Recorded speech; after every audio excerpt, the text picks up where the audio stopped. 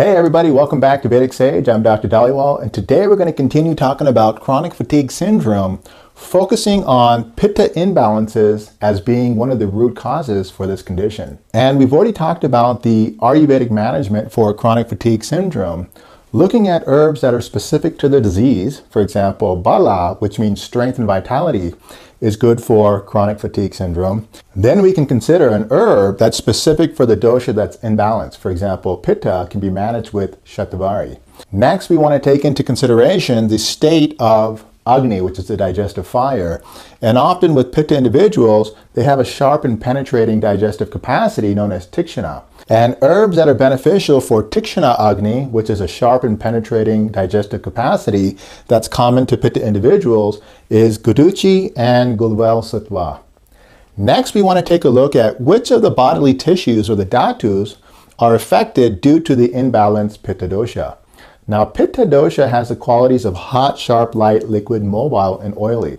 So we have to see how do those characteristics or qualities of that dosha affect the bodily tissues. For example, if Pitta enters into the systemic circulation and affect the rasa dhatu, which is the plasma of blood, this can lead to sore throat, pyrexia, and a fever. And therefore, you'd want to consider herbs such as neem and mahasudarshan. And if the qualities of Pitta enter into Rakta Dhatu, which is considered the hematocrit, and you can think of it as the red blood cells, this would create symptoms of inflammation and bleeding. And therefore, you would want to consider herbs such as Guduchi, Manjista, and even Amalaki.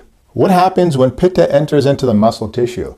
Now, this can create inflammatory changes to the muscle tissue, leading to myositis, and even creating fibromyositis, and therefore you would want to consider herbs such as Kishore Guglu. If the qualities of Pitta enter into Mila Dhatu, which is the fat tissue, this would manifest as profuse sweating, and therefore you may want to consider the herb Shanka Pushpa, which will help manage this Pitta dosha. If Pitta enters into the bone tissue, this can lead to inflammatory conditions of the bone, for example, osteomyelitis, and therefore you would want to consider Pravil Panchamrit as the herb, which is specific to this type of bodily tissue.